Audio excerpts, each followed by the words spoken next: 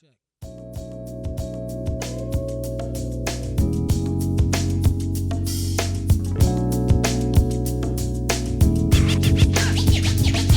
When I was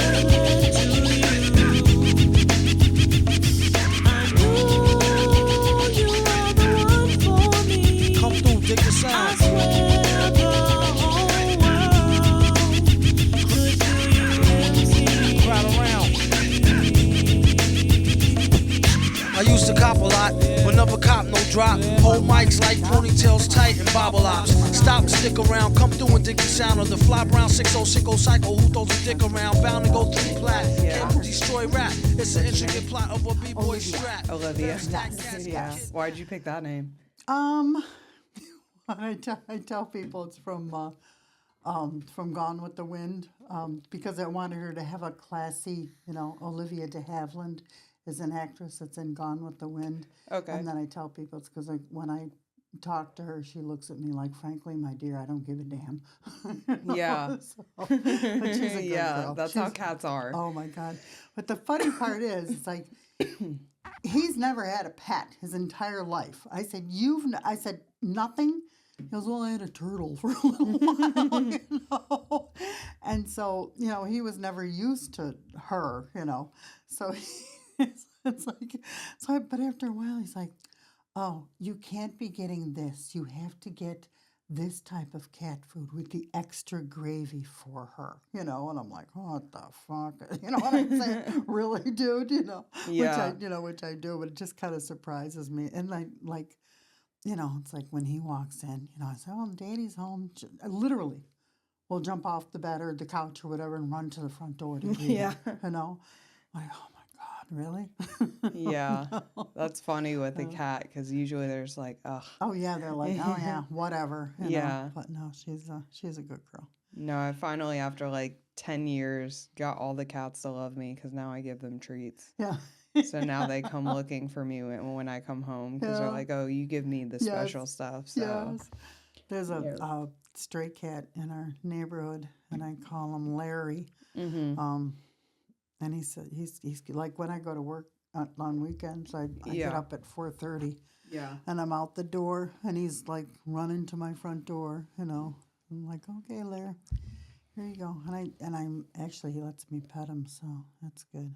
Yeah. That is good. I have one cat that she loves attention for like a second. Oh, like you pick her up and you hold her and then she'll push off you and be like, okay, I'm done. Yeah. I don't want to be touched anymore. Yeah. Holy shit. So I don't think I ever asked you, where did you grow up? It's up in upstate New York, Lima, New York. Lima. It's like a small one-horse town, like really, really small. Really? So, and then I moved to,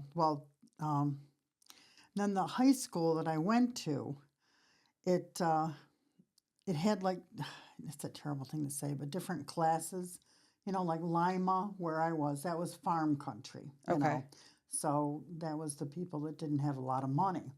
And then Huntington Falls, that was like, upper middle class.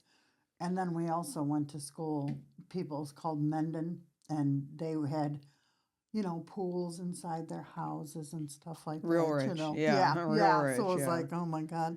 Like one of the most embarrassing moments of my life was like when my boyfriend in high school, he lived in California, and he moved to us. Well, he lived in Mendon, which I really didn't know until, after, but I invited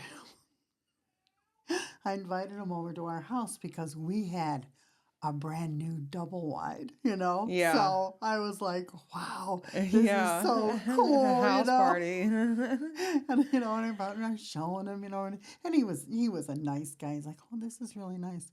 And then I went over to his house in Mendon, and I'm like, you could have fit my house in his living room, Oh my God. And it was one of those things where it's like, it's like, you don't know that you're poor until you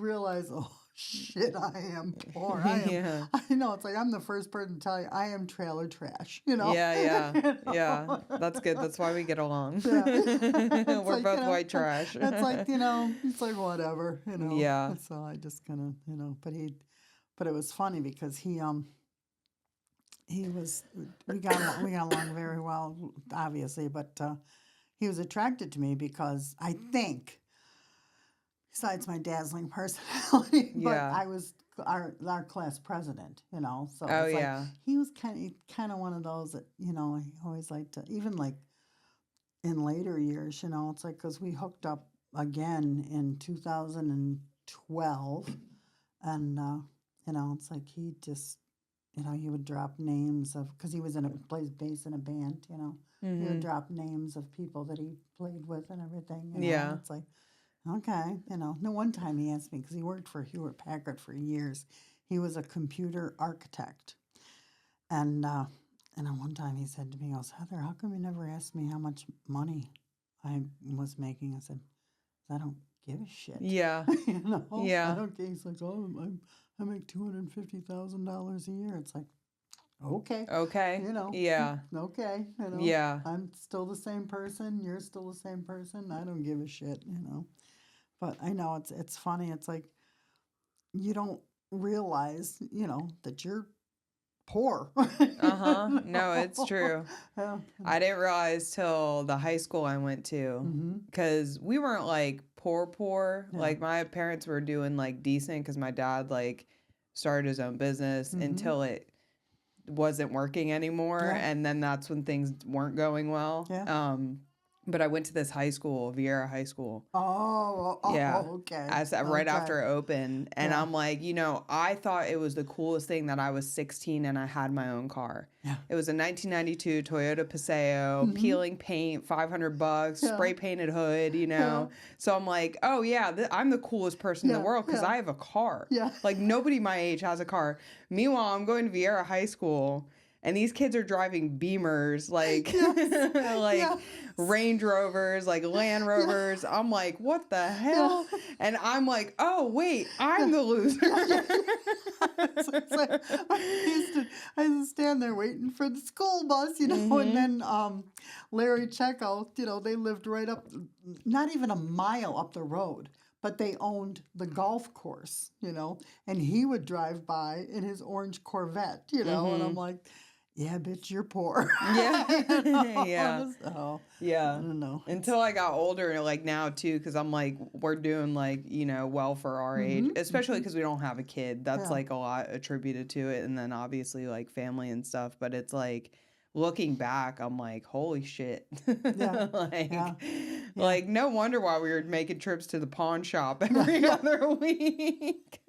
In fact, my younger sister, it's like when my father passed, and the people that were showing up at the funeral was like, that they were like our neighbors and stuff like that, from way back, and my sister said, she goes, you know why they're here, don't you? And I said, to pay their respects to, and I was like, they can't be paying respects to our father because our father was a raging alcoholic. You know what I mean? Yeah.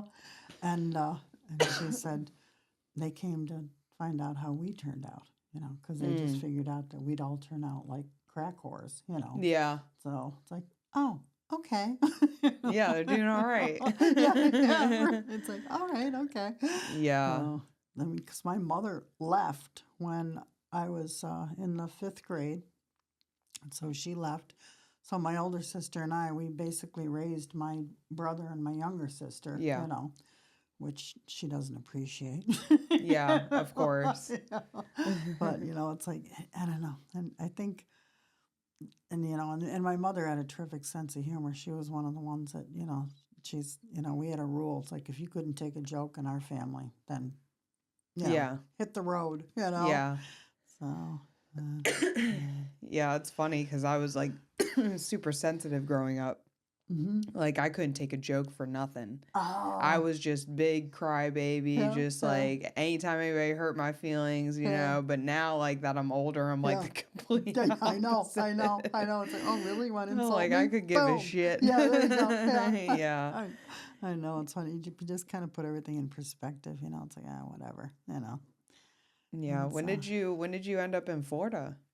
in 2016, because I had broken both my wrists. I was working in a restaurant, and the fucking idiot, that the owner, the night before, the maintenance guy was in the hospital, so dumbass decided he was going to mop the floor. So I came in the back, you know, and went in the dining room, and boom, and Oh, fell on shit. both my wrists and just broke them, you know. And they said, "Oh, you're going to be out of work for a year and a half, for at least a year." I go, "What are you talking about?" You know, it's like I've been working since I was 13 years old, you know. Yeah. I've been out of work for maybe 5 minutes, Exactly, yeah. I was like, oh, shit. But no, I ended up went through a major depression. I obviously lost the job, couldn't do that anymore. I lost my car. I eventually lost the house. When my dog died, that was it. That was the, you know, and then I lost the house, and I went through a major depression. When I lost the house, I was like, I just sat there in the living room, I couldn't stop crying. It was just like nonstop crying. And so I ended up calling suicide hotline. Not that I was going to do anything, Yeah. but I just said, I just need a plan. Mm-hmm. I just need someone to tell me where to go, What you can from do. here, Yeah. you know. And then, you know, it's like, and then my one friend, she said, just keep on moving, you know, just keep on moving. Don't stop, you know. And then my sister lived down here. And then my son and my daughter-in-law and Izzy, you know, we came down for a vacation once, and I just got here, and it was like, there was just a sense of calm and peace that went over me, you know. And I said, okay, this is where I need to be. You know, and then, you know, just stayed. And then I started saying, you know, it's like, all right, you don't have the kids anymore. You got no excuses. Get off your fat ass and start working again, you know. Mm-hmm. And that's when I started hitting the open mics. My first one was. So when did you start? I went, it was it 19? It was 2019, yep. And I went to, it was called open mics.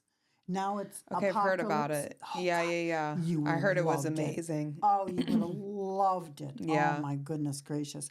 And I went in there because I said I was starting to look for open mics, you know, to get back on stage. And I said, "Oh, you got to go to open mics." I said, "Okay." So I went in, and I was sitting there, and I was like, "Oh my God, I love this." You know, it's like, it was just, the room was just electric. Like the it was energy so good. was there. Yeah, Yes. the environment. Oh Yeah, my yeah. God, yes. There's something to, like, people don't think that's like, that plays a huge role in yes. shows, like the energy in the room, Yeah. like whatever energy is cultivated in there is Yeah. like, it's the venue. Yeah. Something about the venue has, Yes. I mean, it also has to do with the audience, but that's like separate. Like Yeah. the venue itself Yeah. and like the energy in that venue, I feel like is a huge deal. Yeah. It means everything. Was know? that the first time you were on stage, or Down here? when was the first time you were on stage? Was when I was up home. Okay, you gotta tell me about that first. Okay. I was working obviously, I've worked in restaurants all my life. I was working at a restaurant, and the bartender, Joe Bruno, you know, it's like one morning I came in, he goes, "Heather, guess what I did last night?" It's like, I don't know, Joe, just throw anything out, you know, give me a clue, you know. And he had gone down to Yuck Yucks, you know, and he had gone on stage, you know. And I said, you know, and it was the first time I ever told anybody, you know. I said, you know, I've always wanted to try that. He goes, "Oh, okay." So the next day I come in, he goes, "Heather, I entered you in the funniest person in Rochester contest." I said, "Oh, you did?" No way. He says, "Go home, write 5 minutes of material, and then, you know," and then, so I did, you know, and then I went, it was like the first open mic, and it was the first time I ever even been in a comedy club, you know. Oh, so you had never even stepped foot in a club before? In a club before. Did you even have any idea or awareness of clubs? No, not Just really. of comedians? I Or mean, like stand-up comedy? like the Very only thing little. was, like, I loved Joan Rivers. I watched Yeah. her. I liked Roseanne Barr. I just liked, that's done. She's a freak. But, I didn't know anything, I Yeah. didn't know anything, it's like a light, what, and stuff. But I didn't tell anybody that I was doing it, Okay. because I wanted to, because we can make our friends laugh. That's, Yeah. we know that. But I just wanted to get up there and be able to tell see if complete strangers I could make them laugh, And I did it. I was good, and I got the bug, Do you remember any of the jokes you Oh, said God, that yes. night? Yeah. Tell me. One of them was the only thing that Whitney Houston and I have in common is that we both have black roots. That was like one of my first jokes, And then I would tell jokes about, just basically just like being married and, and stuff like that. So and my kids were young Oh, back yeah. then. Oh, my God. What year was this? I'm not going to tell you. No. Come on, I gotta know. Because this is because, first of all, I was the only female comic in the city. Yeah. I mean, I'm not surprised. Yeah, it was like there was nobody back then. There was one other one, and she just, oh my God, she a lesbian that told the same fucking joke all the time, But what ended up happening was that the contest went for 4 weeks. It's like when you won your week, then you went to the next week, then you went to the next week, and then you went to the finals. I ended up winning 3rd place in the city, I was like, holy shit. And then afterwards, I was sitting there, and this guy comes up to me, he's got the cigar in his mouth, and he goes, and the cocktail waitress, she was so nice, she was so sweet. She's like, Howard, you got to watch this girl. She's going places, And he's like, yes, I realize that. I've told Eric, who was the manager of the club, and I've told him that I want her to develop, And thank you, Lord, for one time my fucking sarcastic mouth didn't kick in. Like, who the fuck are you? And then when the bouncer was walking to me in my car, I go, who's this Howard guy? He goes, Heather, he's the owner of all the Yuck Yucks in the United States and in Canada. Oh, shit. Like, well, if Howard wants me to develop, I will develop anything he wants. The only time I would get, I remember when I would first go on stage, oh my God, I literally would be in the bathroom shitting my pants out. It's like, that's how nervous I was. Yeah. And I remember this one headliner, I said to him, I go, do you get nervous before you go on stage? He goes, no, I get anxious. I want to get up there, And I was thinking to myself, oh, I can't wait till I get to that point, But we are there, Yeah, yeah. We are there now, It's like I don't get, oh God, I know as soon as these words come in my mouth, it's going to kick me in the ass.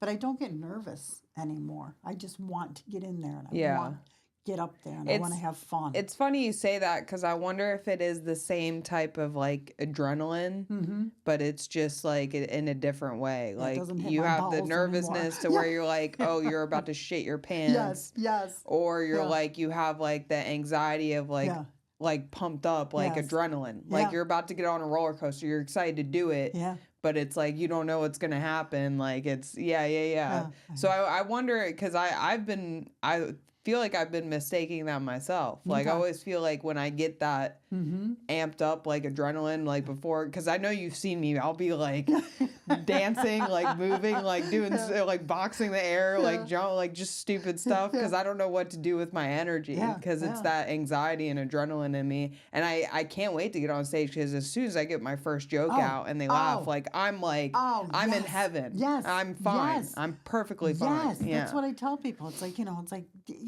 yeah, you're, but once you get up there and you tell that first joke, and then the It laughter just goes away. comes, Yeah. and it's like, oh, okay, I'm home. Yes. Yeah. And it's like, this is my home. Yeah. Yeah. Exactly.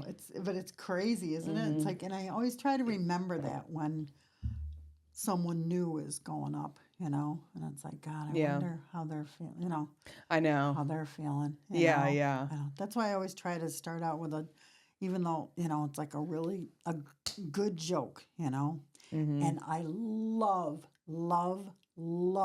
the fact that I am uh, they don't think anything of me. You know, like before. What is the word I'm looking for? It's oh my God, underestimated. Yeah. I love that. Yes. It's like when we were at Key West, the bar, that last, that last show, you know, afterwards, you know, as I was talking to a couple people and, you know, one guy goes, he goes, I gotta tell you, you know, he goes, I saw you walking up on that stage and I was like, oh God, what's this one gonna do? You know? Yeah. He goes, and then you opened your mouth. Yeah. And the bartender said the same thing. He goes, you know, he goes, I'm sorry, but I'm guilty of that also, you know. But I love being underestimated. That's you. That's like you're not like character, but like character. Like you are underestimated. And then when you open your mouth, people are like, fucking love her. Like I fucking love this. I love this woman. Yeah. It's like a sleeper car. Like a sleeper car. Like it's, you know, it's a nice Toyota Camry, but you don't know that under that engine bay, it's got 1,000 horsepower. It's about to kick your ass. God, it was like I've told you the first time that I went to oh my God, I swear my brain is gone now. The one that closed in Madcaps. Okay, yeah. First time I was there at Madcaps doing an open mic. And I do what I always do, you know, come in, I sit in the back, you know, and I'm real quiet. You know, I don't talk to anybody or anything. So I was by myself. This was like after you started at open mics? Yeah. Okay, all right. It was like way after. Okay. From the open mics was because they... and I said to the girl behind the bar, I said, what do I have to do to get up on that stage, you know? And she goes, well, you have to go to Stiegel's, and Duncan is there, and if Duncan likes you, then you can come here, you know? Sorry.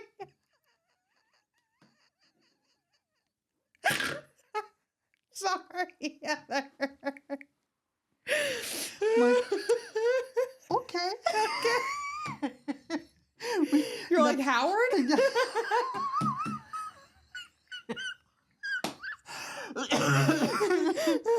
Okay. So anyway. So I went to Stiegel's, and it was a Monday night. It was a little dive bar. It was off of East O'Galley, you know, over there. And you know, and I signed up and everything, you know, same thing, you know, you sit there and you get the people looking at you, you know, like, oh God, what's this one gonna do, you know?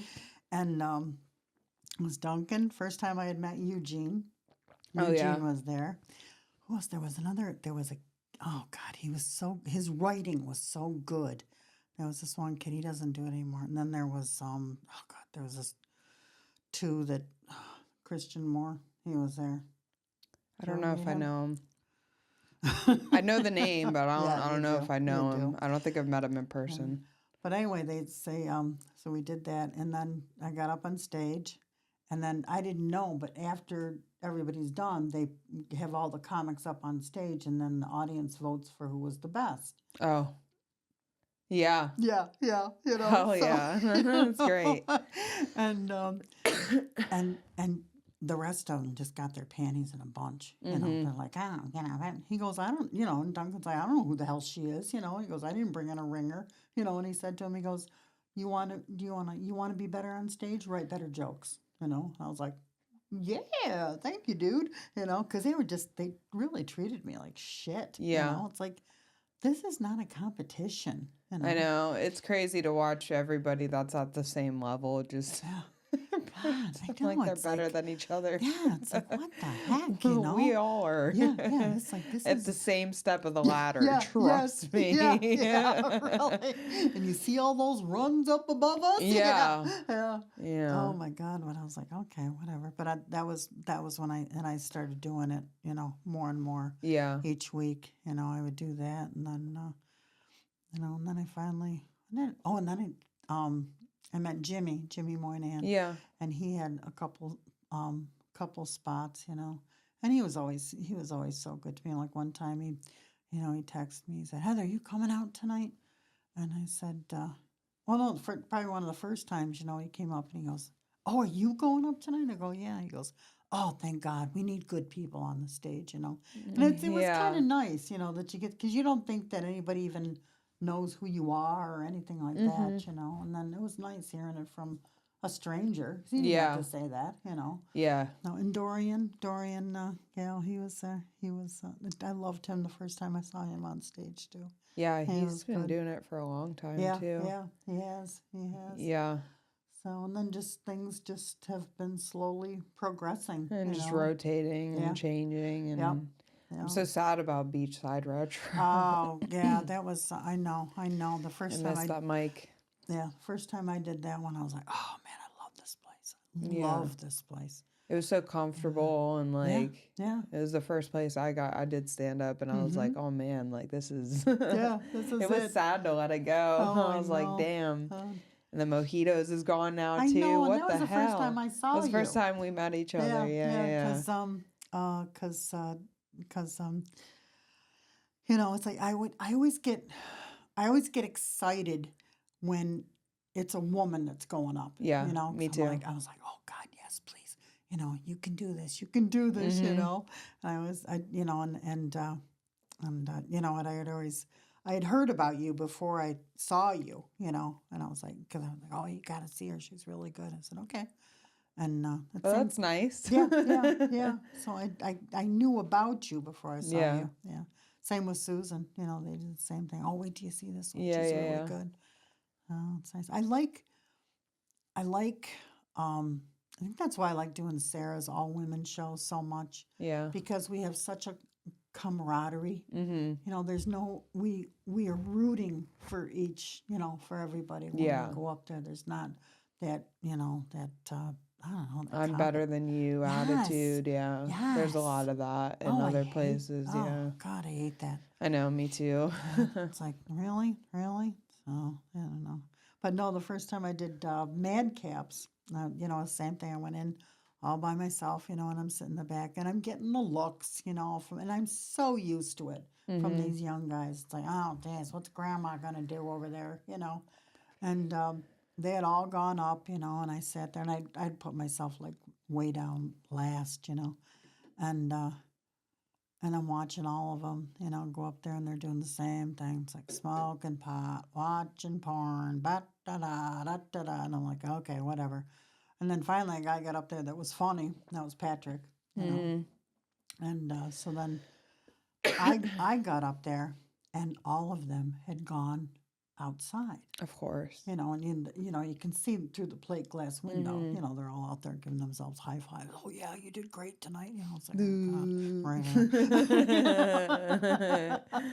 So so when I got up there, and I was, and then I was up there, and I watched them.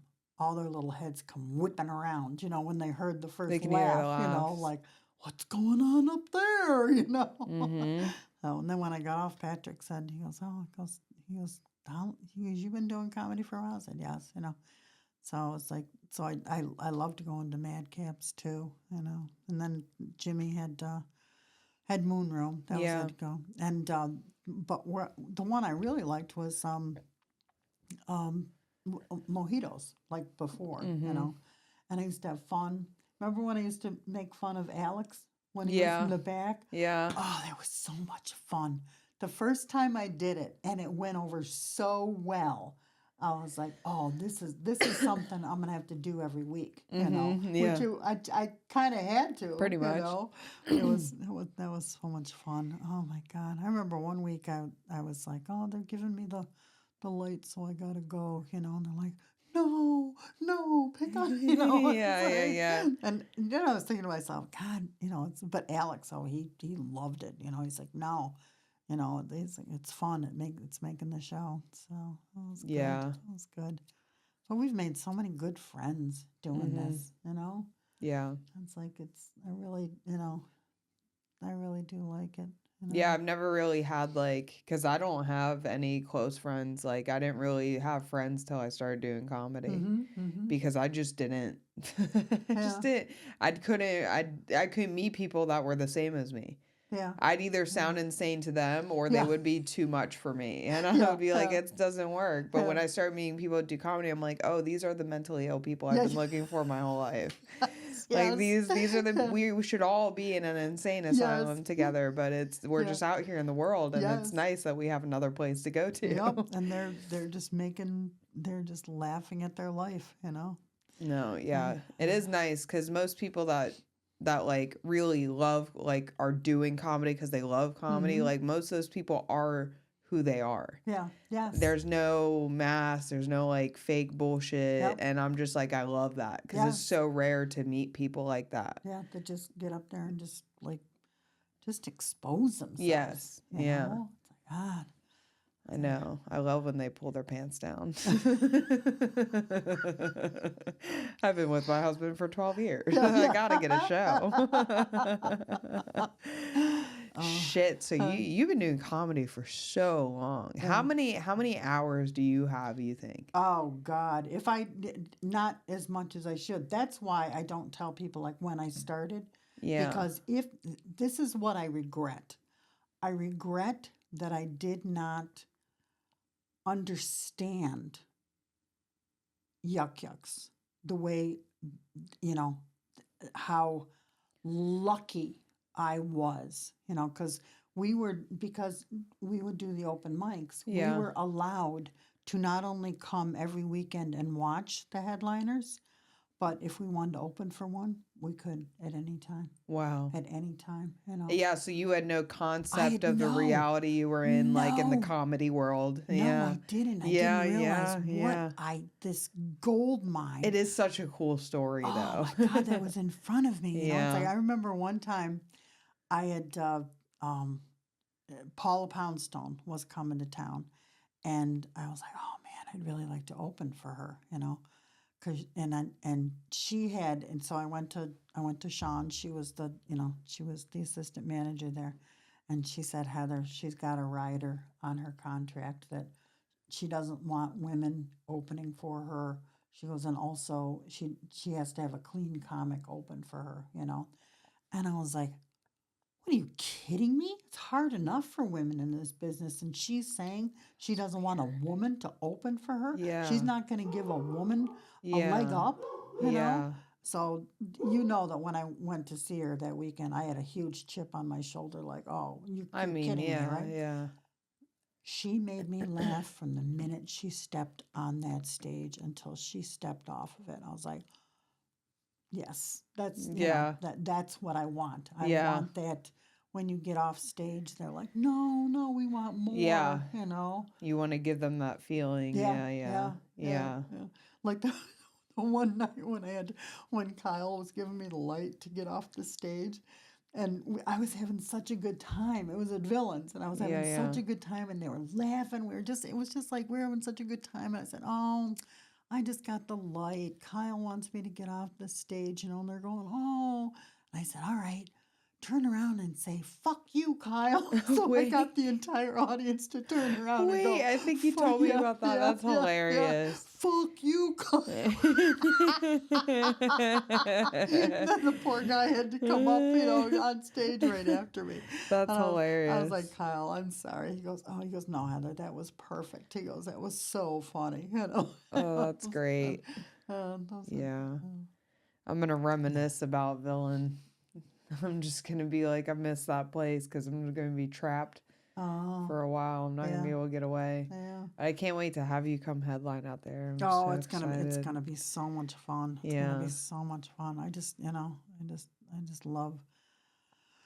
I like going to new places, you know, that haven't seen you. Like when I went to LOL, like it's about 6 months ago. Yeah. Sarah and I went there, and you know, and it was like same thing. You know, we were down at the bottom of the list, you know, and we're watching all these guys get up there, and you know, and then as soon as I just same thing. As soon as I walking by, and I'm like, oh God, what's this one gonna do? You know, and just I blew the roof off the place. You know, which is I always have a hard time saying something like that. Me too. You know, but when it happens, you know when you have the feeling, God. you know when you're like, oh shit, I just crush that. Yeah, Yes. Yeah. No. Yeah, I have a hard time doing that I too. know. I know. What is it? You know? I Well, just we're don't. hard on ourselves because Yeah. we want perfection. Yeah, that's We want to true. be And funnier than we are all the time, yeah. even if it was great. There was up home. There was this one time, and I went. It was a huge club, and the owner, he was Italian, and so it was Danny and Joey, and then myself. There's the three of us sitting in the booth, and the owner, he's sitting there and he's talking to us, and everything, and just having a good time. But I'm being myself before I get on, just like quiet, You know how the guys are always like they're either like trying routines out on each other and stuff like that. It's like, no, just let me sit here and be quiet, before I get up there. And Danny said that when I got up to go to the bathroom, Tony, the owner, said, I thought there was 3 comics. Where's the other one? So Danny goes, it's Heather. He's like, she hasn't said a word since she sat here, And then I got up, and that was like probably one of the first times that I did literally blow the roof off the place, And I get off stage, and I'm walking towards the back, and he's crying. He's got a handkerchief. He's wiping his eyes, and he goes, "Mean yeah, shit." He goes, "You sit there, you don't say a goddamn word, and then you get up there and you blow the roof off the place, But it's like, I don't know. I don't.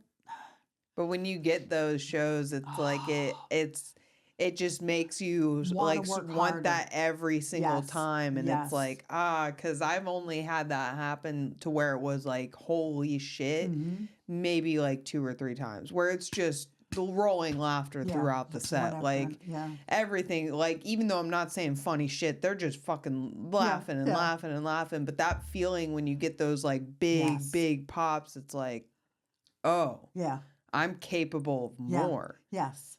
But I'm not doing this every time. So now I need to figure out how to do this every single time. Yes. Yeah, I know. That's the difficulty of it. Yeah. But then it also has like a downside, because like when, like Chris, he murders every time he gets on stage. But when he, it's like when he doesn't do like as well as, and I don't even mean like he doesn't do as well, but when he doesn't get the reaction that he normally does, he's like, oh, I didn't, That's how I am. I did okay. I'm like, Christ, you're better than any other comic that was on the stage, hon.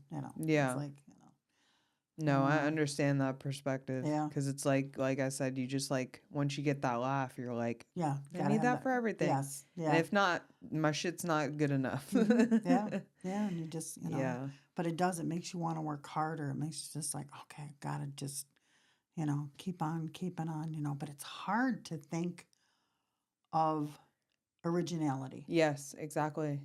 It's like a lot of, like, for a long time, I wouldn't watch like comedies, I wouldn't watch comics on stage because I didn't want to like subconsciously absorb a joke that they were doing, Yeah.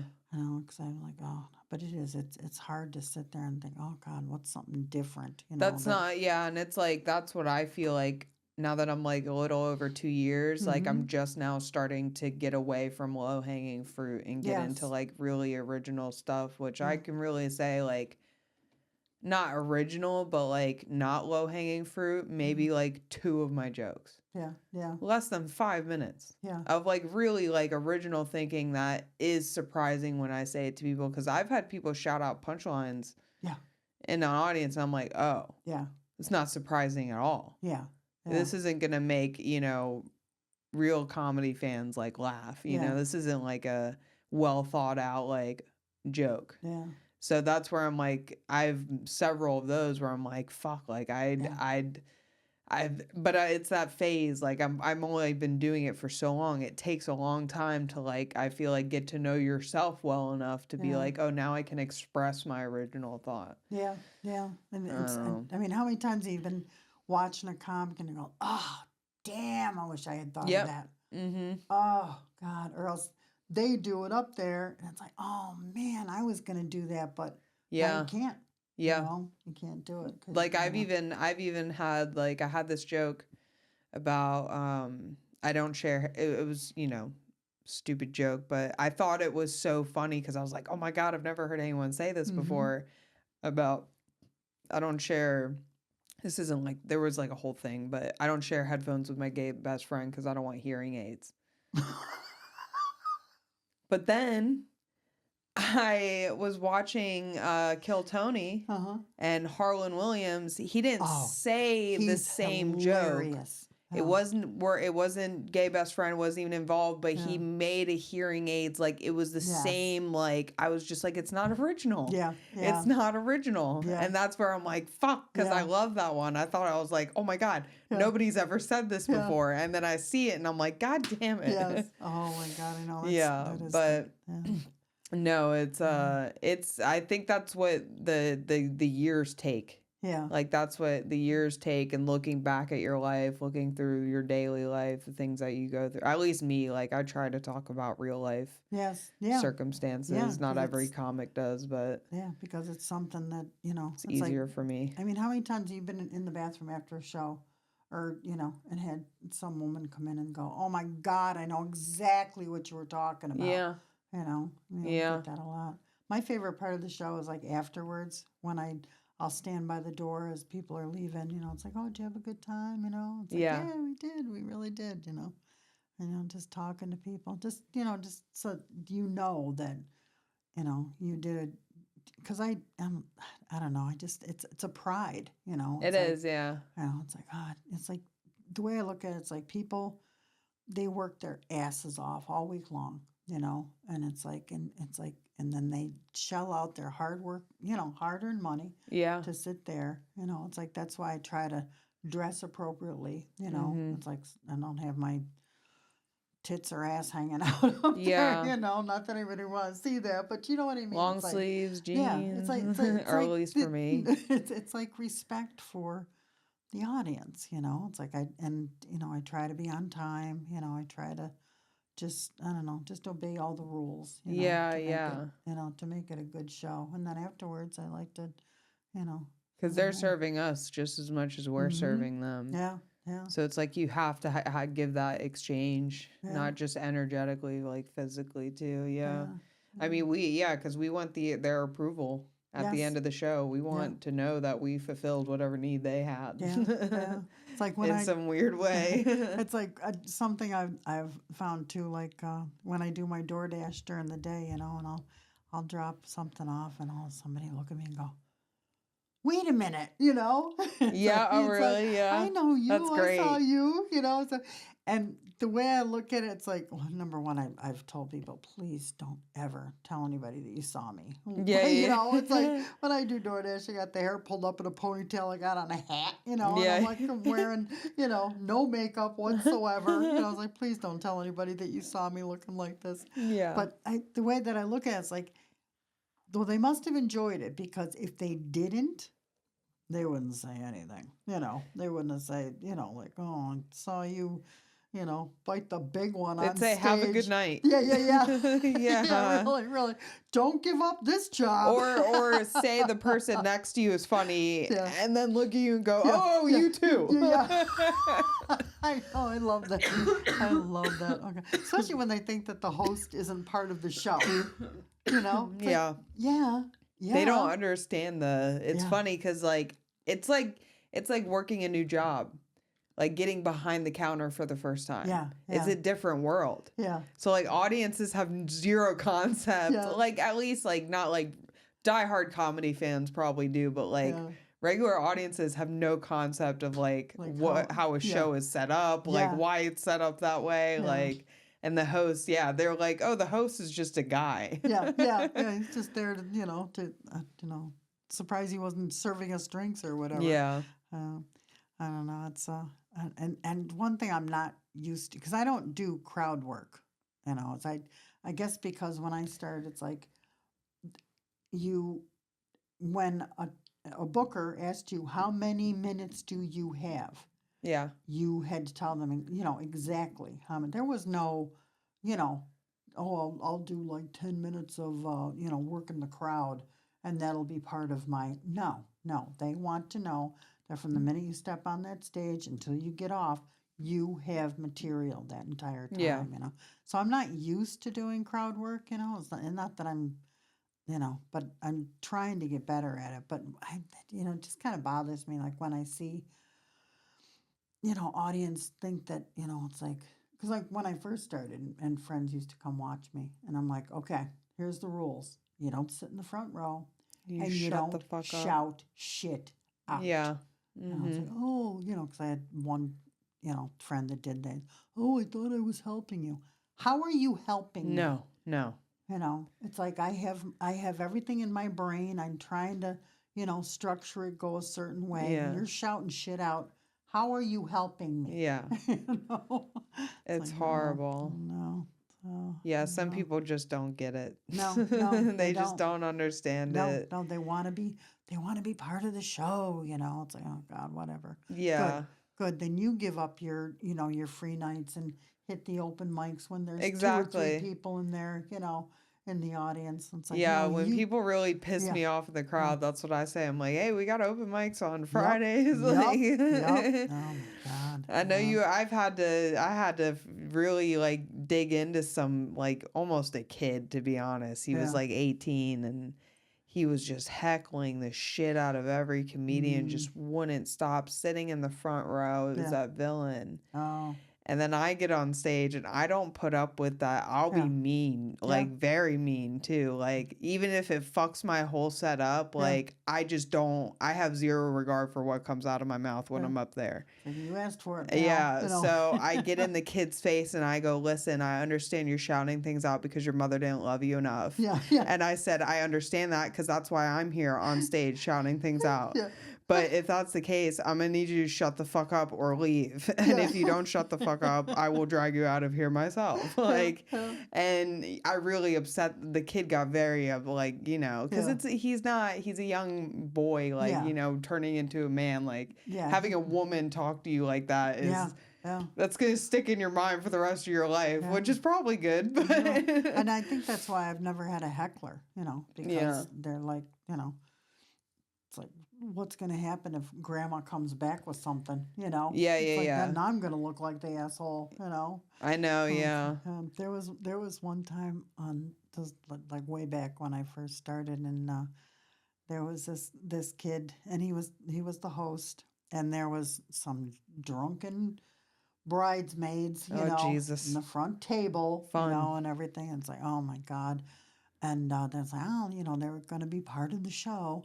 And they were giving him a hard time, and I was like, "Oh man, this is bad," And one of them, it's like she had said something, and she took a drink of her beer, and then one of her buddies said something. Well, she spit her beer across the table, spit it out, So when this kid was just before he was calling me up, it's like, this is my cocky side, okay? Yeah. I looked at the one of the next comic, and I said, 30 seconds, I'm going to have her shut up, And so I went up there. Before I even said a joke, I looked down at her and I said, you realize that if you had swallowed that beer, you wouldn't be going home alone tonight, And it was like, then she was done, It's like, okay, I'm not going to pay. But I felt sorry for the kid, It's like he was up there, he's trying to do a good job. And these broads are, You're fighting them on stage the whole time. Yeah, it's about, like, I guess, like, the thing about, like, actually purposefully trying to do crowd work, because it does help you build a set of, like, skills to be able to manage those situations, which I don't have yet. One of the best crowd work comics is one that I started out with at Yuck Yucks. He's up in Canada. Okay. His name is Mike Dambra. Yeah. It's like when our buddies down here, talk about how good their crowd work is, they can't hold a candle to him. I texted him a few months ago, and I said, this guy Ian Bogg. I said, God, he's so good. He said he reminds me a lot of you, with your crowd work. And he goes, yeah, Heather, he used to open for me, Oh, yeah. It's like, oh, okay. Makes sense. Yeah, it sure does, But I eventually I'd like to get, like that. But I don't know. People don't go after me, so I don't. Yeah. I mean, when I do crowd work, it's usually it's not demeaning. Yeah, it's not like the bar crowds. You're like our Melbourne bar nights. Like that's not a real show, if we're being honest. We drag those people in there and force them to listen to comedy. So you're gonna like this whether you like it or not. Yeah, exactly, right. But that's it's hard. It's hard. Sometimes I do I feel like I am when I do crowd work, I am always demeaning. But cuz I'll say somebody looks like something because I do it with a smile on my face. People don't see. I've never had anybody really get offended except for that young kid, really. If I'm being honest, I've had ladies with looks of disgust on their face, but I've never had somebody really genuinely be upset, you know. But yeah, no, it's a skill. Yeah. It's when Chris and I work together, it's like when I go up before him and I tell the jokes about us, and then he goes up, I find, remind me to tell you a funny story about Beachside one time. Oh, yeah. There was, I find that he has to be very, very nice about me, because one time he was a little on the dark side and they turned on him real fast. Oh, shit. Because they loved me. Oh, shit. And so they That's interesting. Yeah. So he has to be. So it could go one way or the other with that one. Yes, yeah. There was one time at Beachside. Oh my God, I love this so much. But I was up there and doing my jokes about him, and the joke that I do about my friend that asked about, oh, how's your 19-year-old boyfriend? It's like he's 29. I'm not a pedophile. Oh yeah. So when I got off and then he got up there, and then he starts telling the jokes about me. And then about 5 minutes into it, this woman way in the back of the room, she screams out, "Ow, you're the 29-year-old," and it was hilarious because the entire audience just turned around and looked at her, and he goes, "Yeah, where the fuck you been for the past 5 minutes?" That's hilarious. And oh my God, every time I just remember that, I just start laughing so hard. It's like, yeah, let's be aware. It's so funny. My goodness gracious. That's amazing. God. Well, how are things going with you guys? Everything good, great? very, very good, Yeah, very that's good, very good. So just it's I've never had anything, like what I have with him. Yeah. It's just he's a wonderful man. Yeah, that's good. And I have to keep on remembering. It's like when people, when I say Chris, they're like, who? I know. Yeah. C. Dillard. Yeah. When we were at the Valentine's show that we did on Oh yeah, Friday, how was that? that was good. That was really good. Yeah, the crowd was. Where great. was it at? It was out at Vero Beach. There's a little what do you call that stuff with the bowls in it? The drink. Kava. Yeah. But it was. Oh yeah. But they weren't, how usually people they're like, half passed out, half sleeping. No, the audience was great. That's good. They were really, really good. That's good, yeah. Really good. So Eugene hosted, and then I went up, and then Chris went after me, and then Sean Madden, closed it out. But it was a really good show. Yeah, it was that's really good. How many people was it? That was a lot. They had to go and find more chairs. Oh wow! Yeah, that's great. Yeah, that's great. Yeah. It was packed. That's It good. was. And then afterwards, I was sitting there talking to, some of the audience members, and they're like, "Oh, this is your first time here?" And I said, "Yeah, first time here." Yeah. Oh, but no, it was a good room. So yeah, when you get a chance, jump on that one. Yeah. So. Yeah, whenever I can. I'm dying right now. I'm drowning, building acoustic panels. My God. I know. I can't. God. I It's can't okay. imagine. I chose this, so Yeah. I got to do it. Yeah. But it's almost there. Should be it's open good. in a week and a half. Oh, cool. As long as the inspections go through, so. How's that so far? Good. I Good, mean, getting all the paint done. The guy's doing the artwork today, and then I'm going to seal the floors Friday, and then moving in all the, I don't know if you saw all the boxes in the corner of the house. Yeah. That's the whole club in a corner, Wow, so nice. got to transport all that stuff there, take it apart, and put it all up and be done, hopefully by March. Yeah. Or, March 1st, so. Yeah. I'll probably be up for 24 hours the night before, making sure everything's ready to go. Yeah, yeah. Like, I don't want anything to fuck up. I need everything to be good, perfect. Even if it isn't, it's like you're resilient enough to just fall back and punt, you know. Yeah. You'll do fine. See what happens. I mean, look at what you've done so far, you know. I know. I look back at 2 years and I'm like, holy shit. Like, I did not expect to be in this position.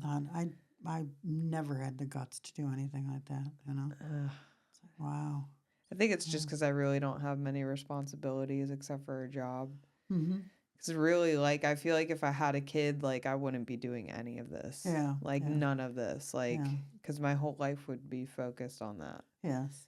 Yeah. I mean, it's hard to have, like, I have compassion for the comedians that have kids because I'm like, for you to be out here, like, grinding and still have kids, I'm like, Layla, she's out there a lot. And I'm just like, dude, like, and she still spends time with her kids, goes to their games and stuff. And I'm like, you're doing a hell of a job because you're a teacher, too. You're working fucking 3 full-time jobs, you know? Yeah. And then, I mean, everybody else, day jobs, working day jobs and doing comedy, like, it's a lot. Yeah. It's a lot. It is. I mean, there have been so many times when I'm just like, oh my God, I don't, you know, that's probably the one disagreement that, you know, Chris and I get into because, you know, he's the hardest working comic in Central Florida. I don't care what anybody says. Yeah. You know, he is. And he hits those mics, you know. I know. Mean, he has He's to at, hit like, them. every single one. Yeah, he has to.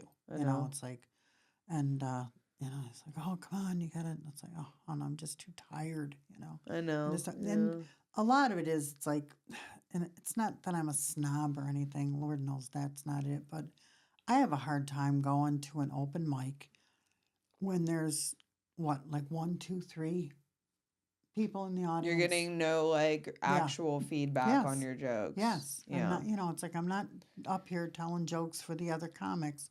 I'm up here so I can, you know, I can try this joke. Get and legitimate see what, feedback. Yeah. Yeah, because we were talking about, like, Milk District is a great place to do jokes because you're, like, you're getting a real crowd, real audience. Moon Room is great. Like, there's certain rooms that it's, like, great. When there's an audience, it's great. Yeah. But most of the mics, it's really just comics. Yeah. And I feel like the mics really they are just to get comfortable on stage and, like, get that repetitiveness of, like, it could go, like, you've been doing it for so long. That's what I tell them. It's like, hon, you know, it's like, it's not like I'm, you know, it's not like I'm getting up on stage so I can feel comfortable on stage. Just to get on stage. I feel comfortable on stage, you know? You've gotten past that. It's like I'm at the point where I want you to tell me whether you like this joke or not, you know?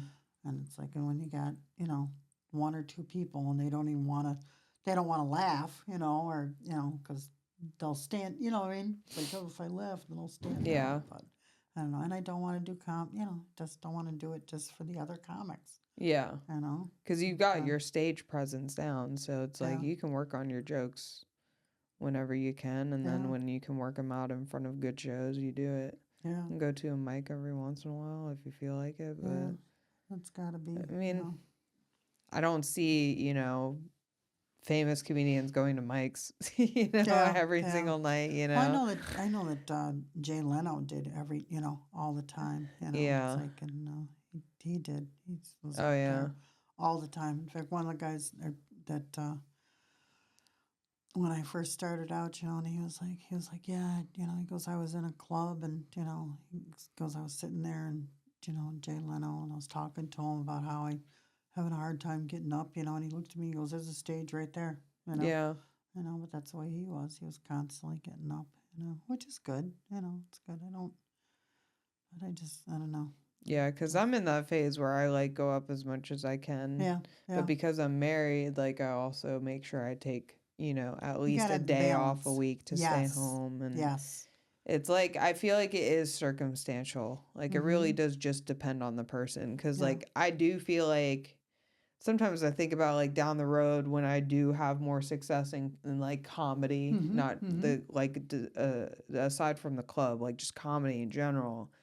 I don't know that I'll be able to stop because like I've had time where like, but I'm only 2 years in, so I'm still fresh. So I don't know how it's gonna be down the road. But like now, my thought is like I've gone on vacation, and like after like day two, day three, I'm just like I need to get on stage. Yeah. Like yeah. I start getting like actual anxiety. Like I need to get this shit out. Yeah. It's like a poison, not a poison, but it's like I gotta get it out Yeah. of me. Yeah, it's Yeah. weird. So I'm like, I wonder if I'll ever get to the point to where I don't have that feeling. Yeah. Oh, I don't know. I mean, it's like I still want to. I mean, Yeah. that's why I formed, it's like what we called the tribe. It was me and Rudy and Chris, Yeah. It's like, I wanted to be with them because I knew that they were getting out to places that, I wasn't getting to. And, it's like, okay, maybe if we go as a group, then we can get more stage time and stuff like that, So, but, Yeah. you just gotta, I don't know. I would like to be doing a lot more, Well, if you want to do more, you slowly work up to it. Yeah, yeah, yeah. Whatever you want to do. So, And then the mics that you're just like, I didn't get anything out of this for like whatever, however many times, and just like, oh, well, that one doesn't work, but I'll do these other ones or whatever. Yeah. I don't know how often you and C will be coming out the club, but there's going to be mics like a lot there. So hopefully and actually get audience in there too, maybe, but Oh, you're gonna do fine. we'll see. You're gonna do great. Yeah. You're gonna do great. Yeah. Yeah. I hope so. No, you are. Thank you. We know that. It's like it's the same like with Sarah with all her shows. Every one of them has been sold out. I know, one yeah. of 'em. I love doing her shows. I know. I've only done it a couple times. I want to do it one more time. Yeah, yeah. It's so much fun. Just so much fun. Yeah, she does great. Yeah. Women are so good at putting shows together. Yes. Yeah. Like Alio over in Gainesville. She does that Corduroys. Okay. Okay.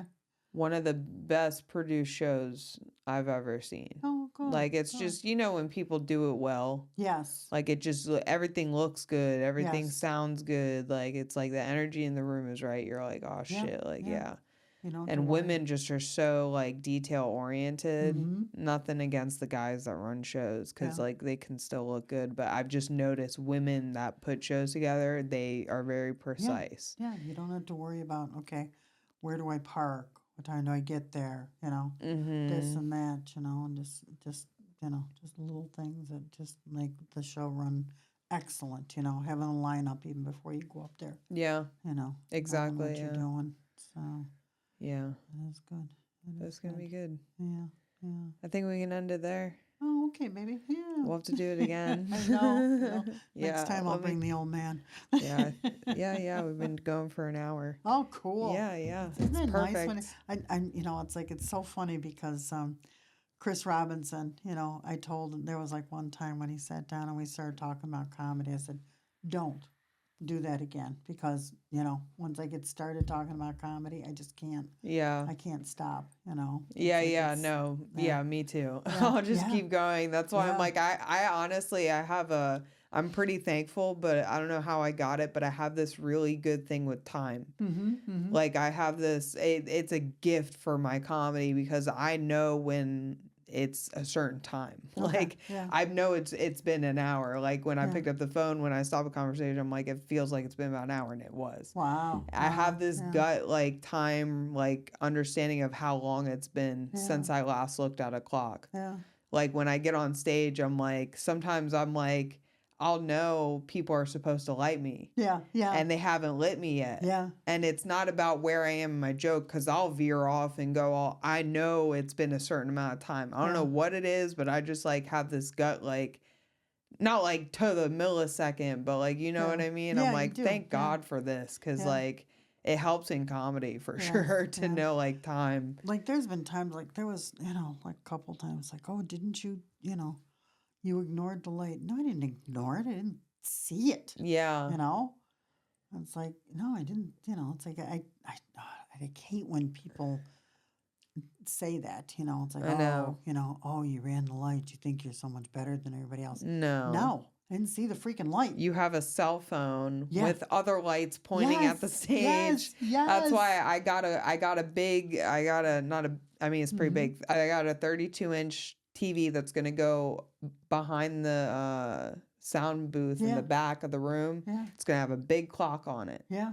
And you're going to know what time you're at, no matter how bad or good your eyes are, you're going to be able to see it. Yeah. And then it's going to turn red when it gets down to whatever time that you want it to go red wrap at. it up. Yeah. Yeah, because I'm like, the lights, like, you can't, like, a light is, like, especially, like, to depend on I mean, I get, like, that's just how shows are, because people have certain budgets for producing certain shows, but it's, like, you can't depend on the comedian to like stop what they're like to have, because it's so hard to keep doing your set and be in the moment and also be scanning for a light or even acknowledging the light. You have to like do that motion while you're doing your set, because they literally did this thing, the psychologist, like humans, it is impossible for us to do two things at once. Like they say you can, but technically you're not. Your brain's it's going back and forth. You just don't realize it in real time, but it's like, it fucks you up. Yeah. If it fucks you up, maybe just, I mean, some of us get used to it, whatever, but it fucks you up. So that's why I'm like, a timer's got to be like the best. It is. You just happen to see, like, you can check it when you're ready. Yeah. Like during laughs, like in the middle of a joke. Oh, I know how much, because like comedians do, like most comedians I feel like have like natural timing. Like you kind of know where you're at. Yeah. Kind of thing. But yeah, I feel like a clock is a little better than a light. Yes. Yes. I like that Eric did that at Moon Room. Yep.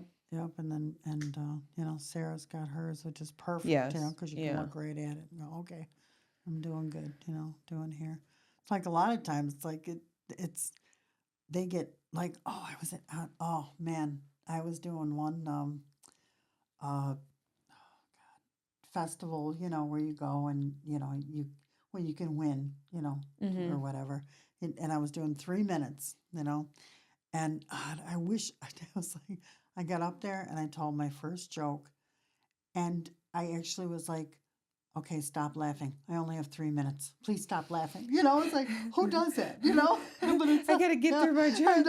I know. I gotta get to the other ones. Where if I had That's so any funny. brains at all, I would have stood there and just waited, and then finally just said, "Oh, that's my time." You know, but I didn't think of something like that, But it's like, oh, God. But I'm like, Heather, that's so ridiculous. You're standing on stage and you're like, please stop laughing. I have to go to my next joke. No, that's funny. It's funny you say that, because I did my first feature set at Corduroy's, the one I was just telling you about, and I was so scared to do 25 minutes because I had never done that much.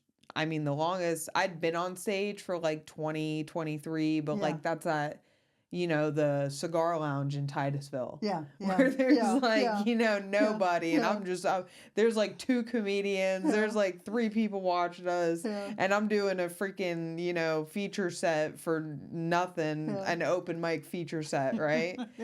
So I go and do Corduroys for the first time, and I'm scared shitless that I don't have enough material. Yeah. So the first like 5 to 8 minutes, I was just talking about my drive there. Yeah. I was just, not crowd work, but like I would, maybe like, say something about the crowd in relation to what I was talking about. I was talking about like Gainesville and how everyone there was toothless or something like that. And then I, was like, oh, I'm done with that. I started going into my material. And I had just like breached into like my new material that I just started doing, like that I felt good with. Yes. I was like, I feel good with this material. I'm like excited to talk about it. So Yeah. like I was getting into that.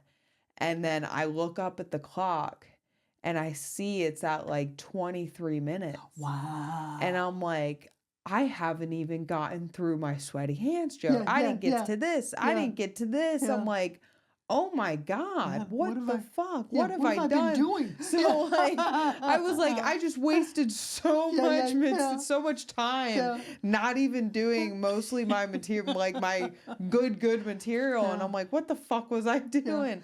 But I was so scared that I was going to run out of material that's just what happened. And then I started, or no, I'm sorry. I looked up, it was 15 minutes. Yeah. And then before I had that, like, oh my God, I was like, oh, now I really got to start getting into like my material. Yeah. And then I started to rush, like you were saying. Yeah. Like, I was like, oh, I know I have like, 10, 15 more minutes of things that I can say. So let me just do that. And then I was like speeding up. Yeah. Which I heard it, hear it all the time. Don't like slow down. Yeah. Like every time you think you're going too fast or too slow, slow down. Yeah. Like I heard that from like, I don't even know who it was, Patrice O'Neill or somebody like that. Yeah. How many times you get off stage and like, oh man, I forgot to tell this joke. Yep. Oh, pretty much like once a week. Yeah. Yes. Yes. Especially when very it's often. When it's a newer one. Yep. That isn't in your repertoire yet, and you're not used to saying it, then it's like, oh God. I know. Yeah. I know. It's fun. I'm telling you. I love comedy. Me I too. Really do. I would die for it. Yeah. As crazy as that sounds. Yeah. And yet when I first meet people, I don't tell them that I do it. Yeah. Because you know what they're like, tell me a joke. Yep. Really? I know. I don't either. Yeah. Yeah. It's like, but if they, they're talking to us and they get to know that we're funny. Yeah. And then, in the conversation, we'll slip in. It's find like, out I do. Oh, I can see that. Yeah. That's yeah. different, but it's like, I never come out with like, oh, hi, my name is Heather and I do stand up. Yeah. Somebody, that's funny because I was making jokes in a work meeting like a couple months because I have no other way to communicate with normal people except for like making fun of everything. So I'm in the work meeting, like in the room with everybody and I'm just cracking jokes the whole time, because I have a lot of fun with like regular humans because like I'm like a wild creature to them, like when there's no other comics around and they've only met regular people, I'm just like, this is so fun, right? So I'm like in there cracking jokes the whole time and I come out of the meeting and this new person that I've never met before, they just got hired. She's like, are you a comedian? And I'm like, why? Have you seen me before? She goes, no. And I go, nah, I don't do comedy. But then somebody else was like, she does comedy. And I was like, oh, yeah. I'm like, they probably hate me at this point. But I work from home now, so they don't have to deal with me anymore. I just turn my headset on and don't say a peep. You get me in a room with people, though, and I'll just... Oh, I know. And sometimes it just, oh, God, it's like I can't. I'm like, I'm going to end up in HR. It's going to happen. Yes. Yeah. It's like, just don't say anything, Heather. Just, I know. God. I worked with, so my team was probably the most diverse team I've ever seen in my life because they had 2 white women. One of them was Russian. One of them was me, a black guy and an Asian guy. And we were all talking one day and I don't know, they were talking about diversity. And I was like, actually, this is like the start to a really good joke. I'm like a black guy and Asian guy and a Russian girl walk into a bar. And I'm saying this out loud in an office where there's people everywhere and they can hear me for sure. And I'm like, I gotta stop because I have zero like control of my words. Yes. Like when I think something, it comes out. Yes. Yeah. I can't. And like sometimes I'm like, I know people think I'm an asshole. Yeah. Like I know people think there's something wrong with me and I'm just like a dick or like I'm just an asshole because I'll just say some asshole shit with no meaning behind it. Yeah. Because I'll just say some shit. Yeah. It's like I'm not trying to be a dick. It's it's just pure honesty coming from my brain. And I'm sorry. One thing I always just, oh God, I hate.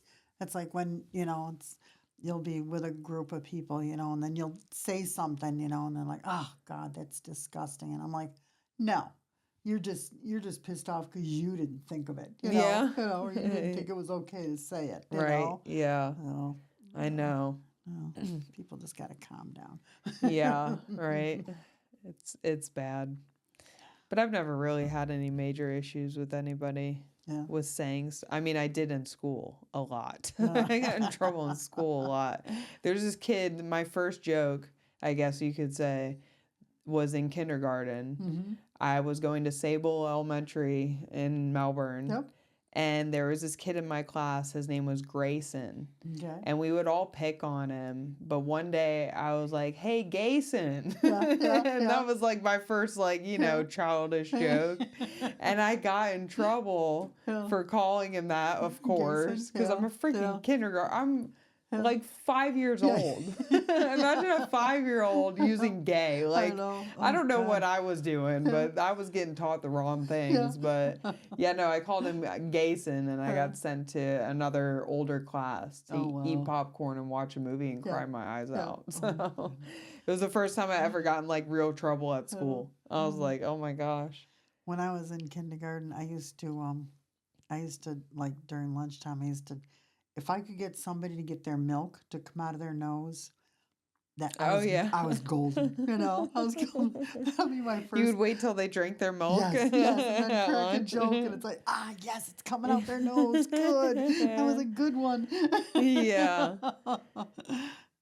I do find it funny, like doing comedy now, like looking back at how much I tried to get people to laugh when I was so little. Yeah. Where the hell does that come from? I know it's like when people ask Because you, it's like you're young. Yeah, it's like where did you come up with that joke? It's like I don't know. It comes from the universe, Yes, whatever, yes, God, the yes. universe, whatever. Yeah. Because I literally, it's like sometimes it'll just, oh shit, that's funny. Yeah, because when Chris and I were just friends, and I would just sit there and I would listen to him on stage, and I'm like, oh my goodness gracious, like where does that come from? I know. That ingenuity. It's like holy cow. I want to start, once I get back into a routine, once the club's open, I haven't been writing for shit. Oh. Except for what's been coming to me on my way to shows, because that's the only time I've had time to think. Yeah. But, once I get into, a routine, I want to, I think it's silence. Mm-hmm. I think it's, no, like you were saying earlier, he doesn't like the distractions and stuff, there has to be something to connecting to whatever this is, the air, the space that's between us and whatever the fuck it is that lets that information get through. Yeah.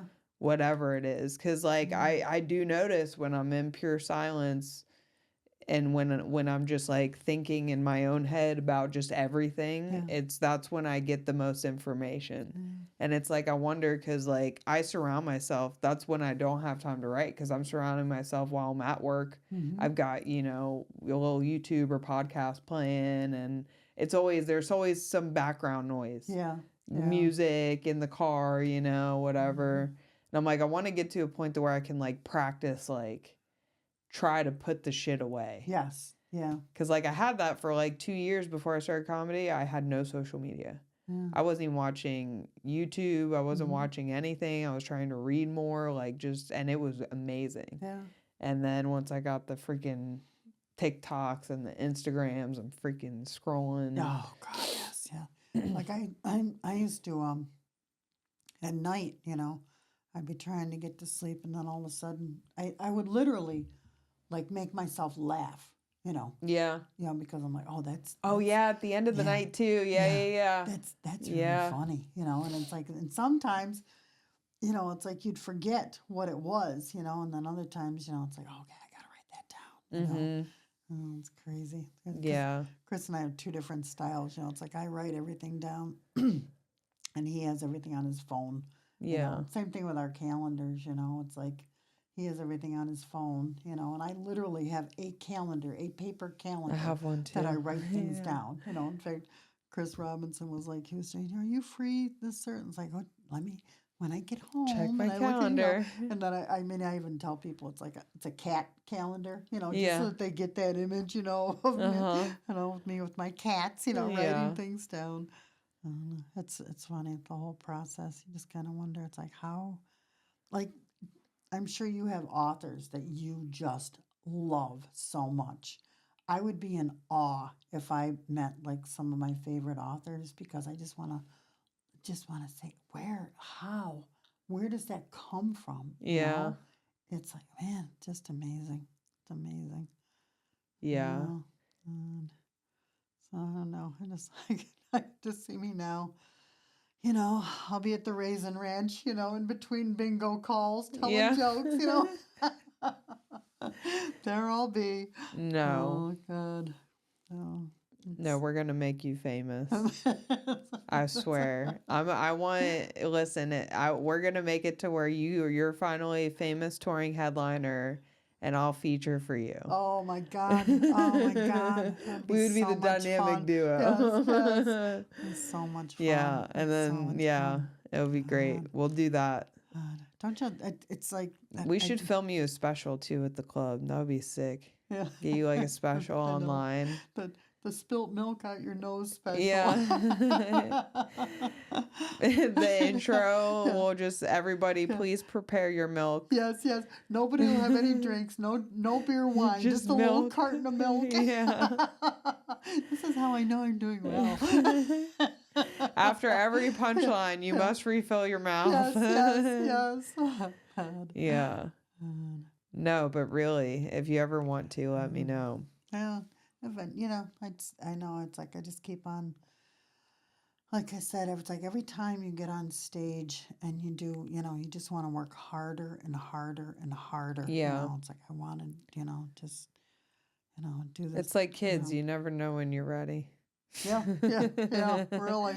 No, when you're ready. It's like when you lose that last 10 pounds, it's like, oh, boom, guess what? Yeah, right. Yeah. Surprise! Oh, shit. My children are hilarious. Oh, my God. Yeah. Oh, my God. The two of them together. We used to, it's like when we would go out to lunch, when they were grown, and we'd go out to lunch together, and I made sure that I wore waterproof mascara, because literally the tears would be coming down my cheeks. They just get me laughing so hard. And it's like they're just so funny. That's how they got out of trouble when they were kids. It's like they would just make me laugh. I'd have to turn around, and hide your... Oh, yeah. My son would go, she's laughing, her shoulders are going up and down. And then he knew. And then it just makes you lose it. Yeah, I know. They knew they were home free. Yeah. Kids say the funniest shit. Oh, my God. Oh. I was sitting with my niece by the river by my brother's house, her dad, and we took her scooter down. We took scooters down to the river right at the end of the road, and we're sitting down, and how old is she? She's 5 or 6. No, she's 6. She's 6. Yeah. Sweet girl. She asked me a question. I don't even know where it came from. She said something about God. God made this so beautiful or something. Mm-hmm. Like she was like, "This is my favorite place." Aww. And she was like, "I think God just made us to be happy and in love." And I'm like, sometimes kids will just say things that are just so simple but make so much sense. Yeah. And it blows my mind that like we have this like thing where like kids shouldn't be listened to. Kids don't know anything. Kids aren't, the shit that kids see like ghosts and shit. That's not real. It's in your imagination. Like kids are literally trained to be not believed about anything, which is actually horrible. Yeah, I'm just like, man, like kids will just say shit that's just like they know, like they probably don't have a concept, but that information is coming to them from somewhere. Yeah. We should listen to kids more. Yes. At least the ones that are, a little special. Yeah. Not like the actual special ones, but the special ones that have broken homes. I remember the first time I worked with a kid I was working at Blockbuster, and this kid, he had Asperger's syndrome. And the only reason I even knew anything about Asperger's because one of my favorite authors, Jodi Picoult, she had written a book, and one of the characters had Asperger's syndrome. So I knew what it was, you Yeah. know. And the first time I worked with him, and he's like, blonde isn't your real hair color, is it? And I'm like, It's just straight up honest. yeah, Yeah. it's like, whoa, and then he said a couple other things, and I was like, oh, Yeah. it's like it came That's to an me. actual no filter. Yeah. I think I have no filter. That's an actual no filter. Yeah. Yeah. And he had to have things just a certain way, It's like, okay, I get it. I like honest people. I think I'm gonna only be friends with people with Asperger's. Yeah, no, really. It's like when I'm writing jokes, I had 3 friends up home, and I have them on the same thread, and I'd send them a joke a day, Mm-hmm. and Oh yeah, you told me about yeah, that. it was Jeff and Darlene and Christine, and they don't do stand up, although Mm-hmm. they should because they're the funniest human beings, Yeah. And I would send them a joke, and they would either give me the thumbs up or no, and that's what I wanted. I don't want somebody blowing smoke up my ass. I know. So many people do that Yeah, because they're it's too like- afraid to be Yeah, honest. it's like, just tell me. No, I know. No, Heather, that joke sucks. It's like, oh, fuck you. Yeah. No. I used to hate honesty when I was younger, but as I've gotten older, I'm like, it is 1,000% Yeah. preferred over As anything long as they're not else. brutal, Yeah, like if you're telling me something that can't be fixed, like Yeah. don't be a dick. Yeah, Like yeah, if you're like, yeah. Alex, your nose is a little Yeah. like it could be a little smaller, maybe a little bigger. Like, come on, dude. But like if you're telling me that like, hey Alex, maybe you should dye all your hair one color. Yeah. It looks okay, it's something I could change maybe, Yeah. but also it's your opinion. Yeah. But if it's like about something that's like, like that, like a joke or something, or like it's always good to have people around you that are like, hey, that sweater makes you look terrible. Oh, yeah. Like, please tell me. Yeah. Like, tell me when they're like, how many times I've walked into a bathroom and like something was in my tooth for the past like God knows how long since I ate lunch, and I'm like, I walk out and I'll tell people straight up, I'm like, none of y'all told me there was something in my tooth. This whole time. Y'all were just looking at me crazy and I'm wondering what's going on. I go to the bathroom, there's spinach in my left tooth. Yeah. Oh. It's like the joke which I still have to work on better because I think it's funny, but it needs so much work about the chin hair, Yeah. And you go home and you see the chin hair hanging, and it's like, nobody could have told me about that freaking thing. Oh my goodness gracious! I know. Now, honesty is as long as it's not demeaning or as long as you're not being a dick about it. As long as it's something that like even before I go on stage, it's like if there's not another woman, I'll grab one of the married guys, So now I have Chris to tell me, it's like, okay, anything hanging out, anything, Yeah. I know, because I remember one time I was sitting there and I was on television and I'm watching myself and I had on this pink dress. Yeah. Well, when the lights hit me, you could see my bra. Shit. You could see my. Nobody it's told like, you. oh my God, seriously. Yeah. I mean, it wasn't like I was, but you could, if you really looked, you're like, oh God, really. So now it's like before I get on stage, I've even been in the bathroom and, that some other woman will be. It's like, okay, everything. Do you see anything hanging or anything like that? Yeah. No. Well, no. Why? Well, you'll see in a few minutes. Yeah, right.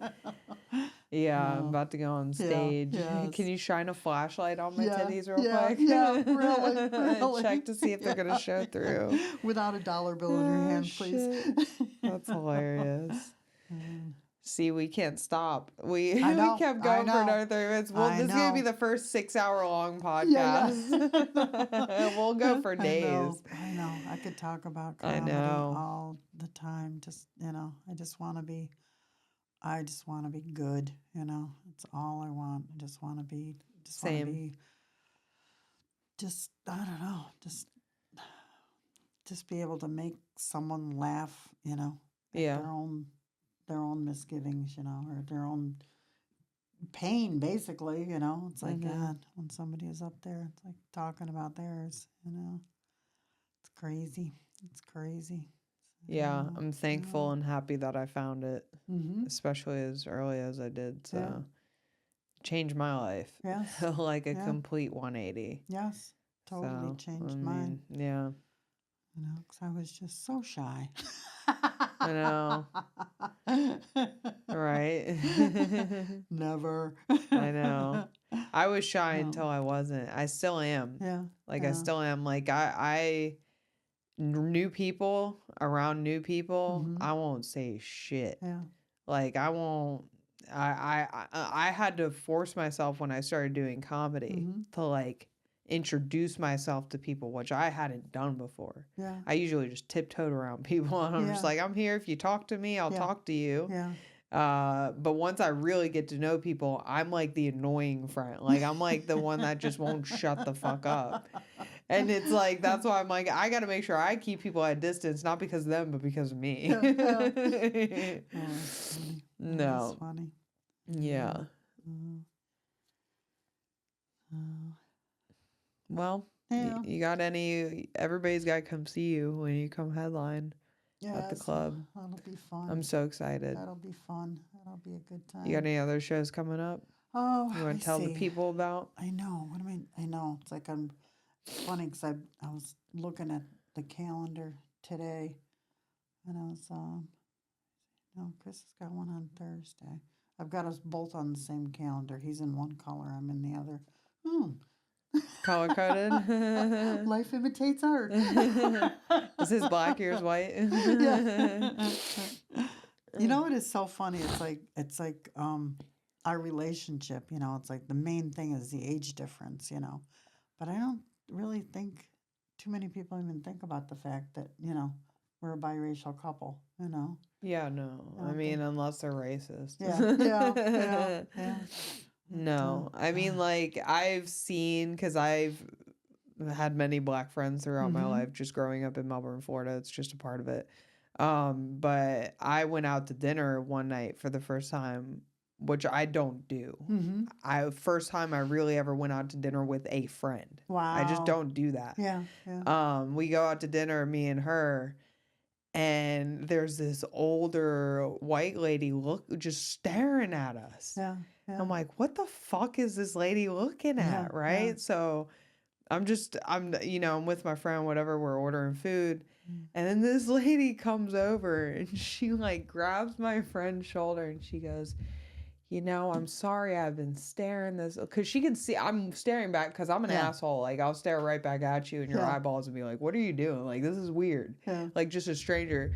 And she goes, I just wanted to, I know I've been looking at you, but your hair is just so beautiful. And I'm like, you're not going to walk up to like, why are you walking up to the only black woman in the building? Yeah, and tell her she's got beautiful hair. But you're making an excuse as to why you've been staring this whole time. You're just not, which is like, she's probably not racist. She's probably not like hateful, but she's not used to being around black people. I think there's a lot of people that just aren't used to being around black people. Yeah.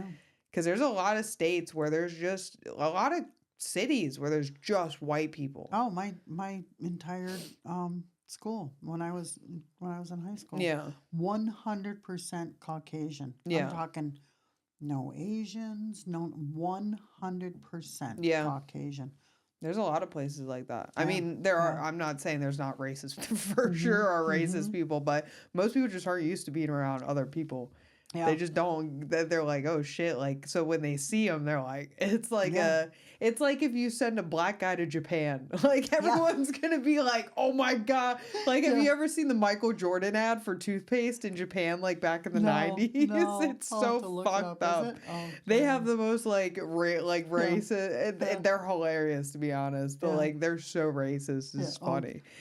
But, like, you know, it's like when you're not around something your whole life and then you see it for the first time, you're like, what the fuck? Because little kids, you'll see little kids be like, why is that kid's skin black? It's like they've never seen a black kid before because they don't look the same as them. It's just normal. It's just normal. Now I'm starting to sound like a white supremacist. I know, it's amazing how many people that I went to high school with that are Trump supporters. I'm like, oh my God, are you kidding me? Yeah. Are you kidding me? I just don't understand how anybody can like even like comprehend like Yeah. like how could you even like it's all fucked. Yeah. If you look at it, the state, everything is in now, it's fucked no matter who is in there. Because no matter who's in there, they fucking take control. I don't vote. I've never voted. I don't vote. Oh, I you gotta just vote. You gotta I vote. know, but I think it's just pure puppetry at this point. I feel like back in the day it used to matter, but like now I feel like it's so there's somebody controlling those people in there. There are not maybe not somebody, multiple people, something, but like because all the shit that any president for my lifetime, at least as like a teenager and adult, has said they're going to do or make it, it's just bullshit. It's all bullshit words just in and like nothing really. I mean, there's minuscule shit that they followed through with, but it's all been shit for the most part. My adult life. Yeah. It seems like no matter who's in office, it's like. Who was your first major president that you remember? Obama. That's the first one that I really remember. I mean, I was in elementary school for Bush. Wow. But yeah, Obama was when the economy collapsed. Yeah. Which was when my dad also lost his business, what I was telling you about earlier. Yeah. So that's why I remember that. Mm-hmm. But I had I've had no concept of any of this shit. Like I went to government class in high school, but they didn't teach me shit. Yeah. Like I got into an argument with the teacher over the electoral college because I was like, does the people's vote really matter? Yeah. If the electoral college is the ultimate decider. And she was like, no, like she was arguing with me though. I got in trouble. I got sent to the dean's office for arguing in government class. That's ridiculous. I know, but it's like this society we live in. It's just like this I just think it's all bullshit at this point. Yeah. It's just, I mean, these people are just puppets. They just got fucking Epstein's hand shoved up their ass. Oh God, really? Oh my God. I mean, everybody. I mean, this is just our whole world is being torn down right now. I know. And who knows why or there's this theory that in the 60s, the Soviet Union invaded us, and this is the result of their corruption. I'm telling you, it's like they're breaking down the American society. Yeah. It's like I don't know. It's bad. I don't know what's going on. It is. I try to I've on Facebook. I've pretty much purged anybody that's a Trump supporter because I would have to like fight to not get on there and make a comment, when they come up with something stupid. Yeah, because people are just so far, like, the people that are far, like, in it, like, that are like, oh my God, this, like, you're idolizing a human that's like, you don't know this guy. Like, you don't know what he's done. You don't know where he's been. You don't know where his dick has been. Like, and it's like, they're like, oh, like, like, kill people, America, fucking like, or the other side of it where it's like, we're holding signs for we don't even understand what we're doing, There's like so far extremes that like people would just say stupid shit on the internet. Oh, I know. And you're just like, you don't even know what you're saying. Yeah. You don't even know what you're saying. Yeah. You're just copying and pasting the same shit that the right-wing media or the left-wing media is telling you is the world today. It's like, do your homework. I know, sheep. Just everyone on those extremes is just like ridiculous. I know. It's like I tried. So it's like, okay, I'm not going to get stressed out. So if I just purge these people, I'm not going to have to listen to, what they have to say. Yeah, I mean, even if they're not like real, like they're not like people you keep close in your life, it's like whatever. Yeah. I'm just like, wow. Just like, really? People have lost their minds. Yeah. Everybody, a lot of people on the internet have lost it because they're just consumed in their phones and not getting out in the real world. So it's like they don't see anything. I don't know. It's just crazy. It's crazy. Yeah, it's hard, but all we can do is do the best for ourselves and hope that that shit doesn't intrude our daily lives. And be a decent person, Yeah, I know. I think the one time that I was the most insulted, and I stayed up like for a couple nights, just like rethinking everything that I said. It's like what gave them. When I was working at UPS, in the second year that I came back, and I was sitting there, I was talking to this woman, um, she was younger, and we were just talking, and talking about kids, everything was normal, and then all of a sudden, just out of the blue, she goes, "Oh, I miss Trump." And I looked So at her. weird. I looked at her and I said, "The only thing that saddens me that Miss Trump is a bullet." you know, and I was like, and she goes, "Oh, like, but I actually went home and I was like, okay, what did I do? What did I say that gave her the impression that I was, that I supported him in any way, shape, or form?" And It's not. I wonder if it's just people just assuming. They do, because my insurance lady, she said, she goes, "Heather, it's your age and you're white. That's why, they just that's why assume, they just assume that, Yeah, because, like, I mean, shit's changed so much, too. Like, when I was younger, my mom still to this day does not tell me who she votes for. Wow. It's when I was younger, you don't talk about politics in public. You don't talk about politics in the family. Yeah. You keep your shit to yourself. When Yeah. Obama happened, bumper stickers came out. Yeah. People started putting bumper stickers as soon as Obama got elected. Maybe it's just because I just started driving like a few years, like I think it was after that. But like people started publicly like showing who they're siding with. Yeah. Yeah. That's when shit I feel like got weird. Yeah. Like, yeah. because, like, that's crazy that lady, like, to me, the way I grew up, that's crazy that lady would just walk up and say that in general. Yeah. Yeah. Like, no matter what you believe in, who you're voting for, like, back in the day, you kept that shit to yourself. Yeah. Yeah. Like, you didn't talk about politics to nobody, because that's the result of it is, like, oh, you're going to say something to me about this. Well, like, I'm not going to say anything about how I feel. Yeah. Like, you're going to say the thing that you feel about what Yep. they just brought up. Mm-hmm. But, like, that's the thing is, like, it should never be brought up to begin with. And you Yeah. should never assume what anything. somebody believes in, because there's so many gray areas, too, with those two different sides. Like, abortions, like, shit, like, there's so many little things that you could go this way or that way or be, I don't know about. And it's like, for people to assume that you would be this kind of person or this kind of person, a stereotype, it's like, oh, like, now we know how black people felt. Yeah. Yeah. Not really, but it's a stretch. But, it's like to be stereotyped in a way, because it's like, oh, like, you just think I'm that person. Yeah. People have no idea who the fuck we are. I And know. it's like, for people to just be like, oh, hey, Yeah. I'm putting you in that category. Yep. I'm gonna put you in this little box. I know, that's annoying. What did I remember I said, I think maybe it was Preach, or somebody, I'm not quite sure. It might have been Chris Robinson. I said, I don't think you understand what it's like to be oppressed and stereotyped. It's like, they laughed because they understood. Okay, they got that I was joking. Okay, they got it. I was like, I thought they were like tripping. I was like, all right, no way, comedians are tripping over that. Yeah, that's great.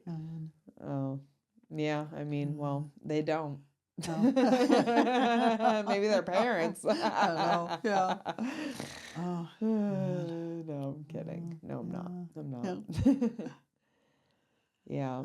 Are you gonna go to, what time is it anyway? 8:18. Oh my goodness gracious. Yeah. Yeah.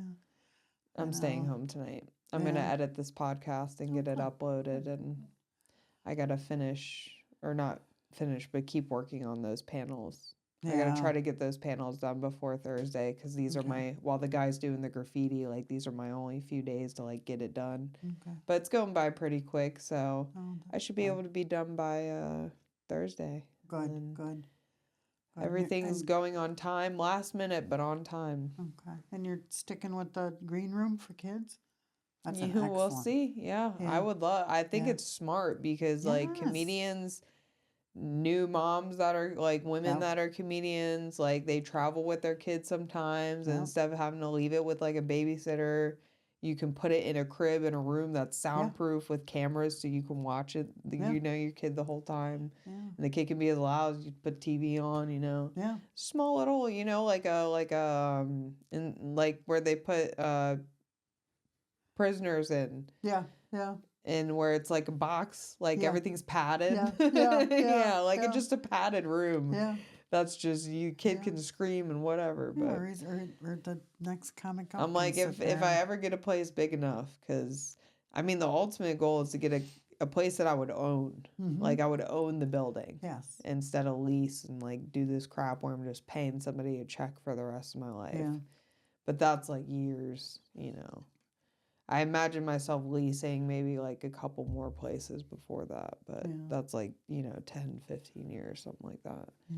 But I don't see it ever going away. So I see this as this being a forever thing even after I die. So hopefully it's still there after I die. But yeah.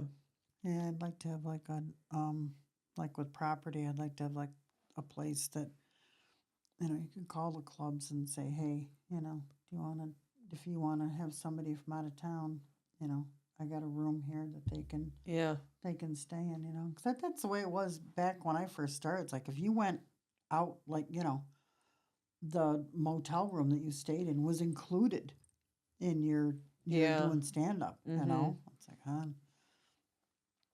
Oh no, it's crazy. Yeah, it changes over time. Yeah. One of the stories I was telling Chris Robinson, it's like back then,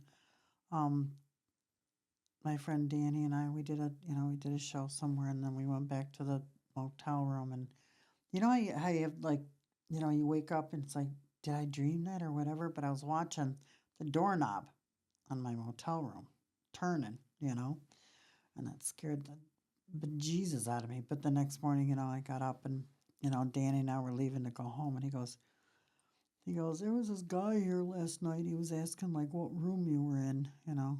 And it was somebody from the show, you know. Oh, shit. That knew that when the comics came to town, that's the motel that they stayed at, you know.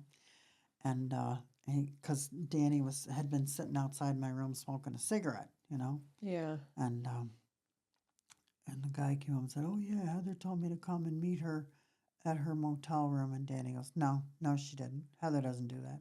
No, Heather did not do that, you know. I know.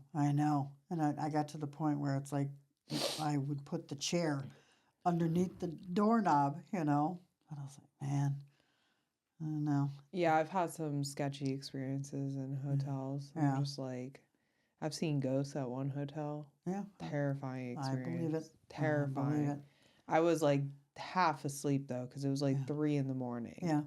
And I'm like, that's why I know I saw them, because they do when you can't freak out. Yeah, and they do it when you can't freak out, when you're too tired to fucking even realize what's going on. Yeah, shit was scary. Yeah. Hotels are, especially traveling alone as a woman too, like it's like, I'm like, my alert is on, when I'm with my husband, I don't have to worry about shit. Yeah. I'm like, I can just, but when I'm like alone, I'm like, all my senses are on alert. I'm like double checking the doors are locked. Yeah. I'm double checking that, you know, everything, like I look behind me when I walk down the street. Like I don't normally do that when I'm with my husband, but like you got to when you travel alone, because especially in these cities, because when we travel, we're going to major cities most of the time. So it's like sketchy. Like there's homeless people, there's people acting crazy, crackheads.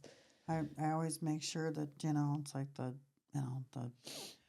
enough gas in the car, you know, my phone is charged, just everything. You know, just making sure, just double checking, you know. It's even when you stop at a, you know, rest stop, like it's like you got to be looking around and everything. Isn't that terrible? It's like, you know, I know. You got to do that. I know.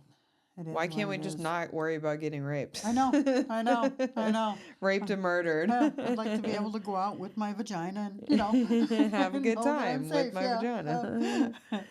I know I worry about my granddaughter, you know. It's like, I'm just, you know, it's like, God, it's like, be aware, you know. It's like, I remember, you know, it's like my mother, it's like, nothing good happens after midnight. And it's like, You're right. It doesn't. You know, Mm-hmm. things that you think you're safe and you're not. You know, so but I'll be teaching her, the ways of the world. Yeah. Well, you got to. Yeah. It's our duty as Yes. women to teach our younger Yep. women. Survival techniques. Yeah. Yeah. Kick them in the balls and Yep. cut them in the throat. Yep.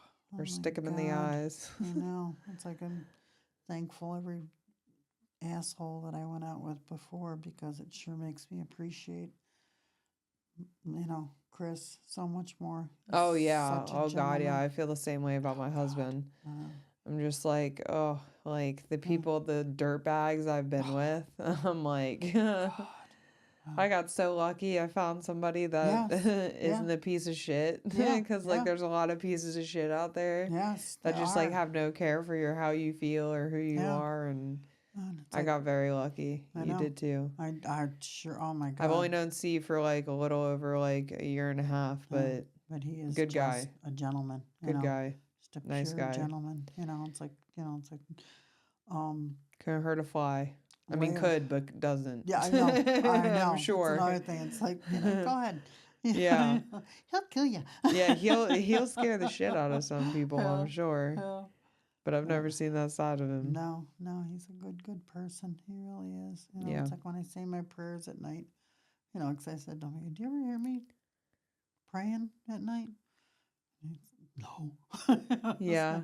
But I'm just like, thank you, Lord, for, letting this man into my life. No, I do too. Yeah. I do every day. I try to thank God for something, Yes. even if it's not just that, because I'm like, I try to say things that I'm thankful for more for asking, Yes. because I have to look around and see all the things that I've already been given that I Yeah. know is from God. Yeah. So like my husband, I'm just like, because I was begging for a good man. Yeah. As a little girl, you watch all the princess, Oh, God, really? and then you get older and you're like, oh, it's not like that. Yeah. Like young boys just want to, Yep.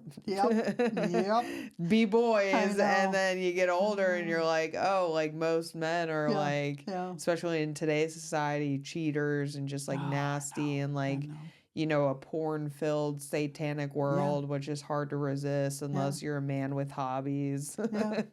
But men with hobbies are the best. Not Yeah. hobbies, obviously, with my husband, cars is his life, and Yeah.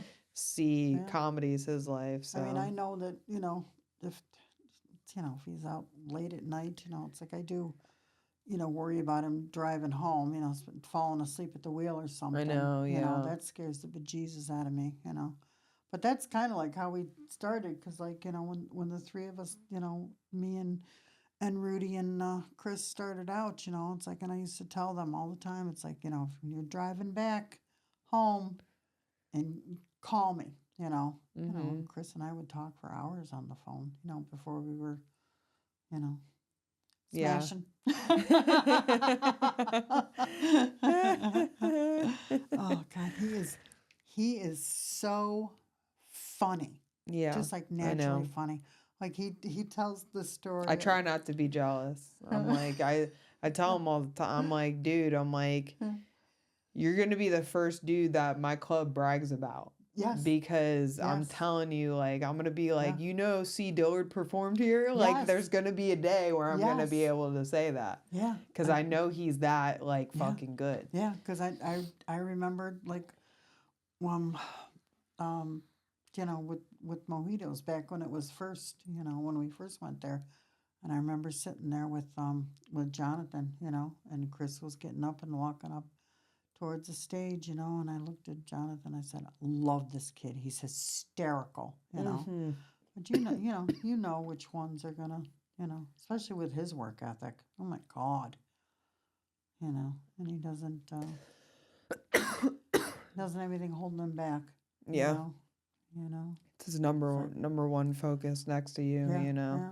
It's like, I fortunately. feel the same way about comedy with I tell people, I'm like, my husband and comedy are right here. Yeah. Just like I know I am with my husband's cars. Yeah. We're right, and it's like people think that might be disrespect. I'm like, but you don't understand. No, This is our people that love comedy. Yes. It's our fucking life. Yes. it's all we think about, talk about. Like it's hard for us to even. You see, like we can't. Like every time I do this podcast, I'm like, I'm gonna end up talking about comedy every single fucking time, and I'm like, which is fine, you know. It's because we love it, you know. But it is hard. It's hard to get away from it, but we love it. We love it to death. But I know that if he's out, he's not drinking. He's not messing with other women. You know, he's not gambling. He's doing his comedy. You know, like, and afterwards, if he wants to stand around and talk with the boys, it's like that's fine. That's his time. That's his. You know. But the only thing that worries me is like driving home. You know, especially late at night. You know, and then we get used to it though. You know. Yeah. I feel like we do. Yeah. Because I've had some nights where I'm like, but I mean, you know, you get your water, get your AC or your windows rolled down, get your little energy drink if you need one or something, or you know, just gotta try to stay awake. But I've never had a night where I've been like, like I'm gonna like. But usually, if you are, you'll pull over. Yeah, that's what he's done. You know, it's like I'll a couple weeks ago I woke up and it's like, oh my goodness gracious, what time did you get in? He goes, oh, I stopped and took a nap, you know. It's like, good. Yeah. Good. You have to sometimes. Yeah. I haven't had to yet, but I haven't really driven more than a few hours. Yeah. But, yeah. There have been times when I have been so tired, and it scares you because you wake up and you're like, uh-oh. Yeah. You know, where was I, you know? Yeah. That's kind of scary. That's happened to me once before I did comedy. Because I was out super late with my friends. We went to Waffle House when I was like 16 or 17. And I missed my exit on the way to Sebastian. Where that long stretch is. Yeah.